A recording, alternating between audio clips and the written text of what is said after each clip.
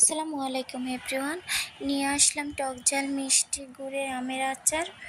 প্রথমে আমি আমগুলোকে মাঝখান থেকে কেটে লম্বালম্বি করে আঁটি সহ চাক চাক করে কেটে নিচ্ছি।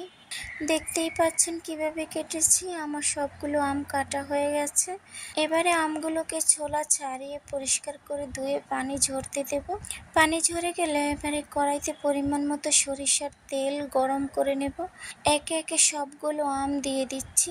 হাই হিটে আমগুলোকে আমি ততক্ষণই ভাজবো যতক্ষণ না পানিটা টেনে তেল ছেড়ে দিচ্ছে। নিয়েছি ঝোলা গুড়। গুড়টাকে আমি সুন্দর করে পানি দিয়ে ধুয়ে নিচ্ছি। দেখতেই পাচ্ছেন আম থেকে পুরোপুরি পানিটা টেনে তেল ছেড়ে দিয়েছে। এবারে গুড়টা দিয়ে অনবরত নাড়তে থাকবো। ধীরে ধীরে আমের কালারটা চেঞ্জ হচ্ছে। এখানে সম্পূর্ণ এলার্ট থাকতে হবে নিচে যেন না লেগে যায়।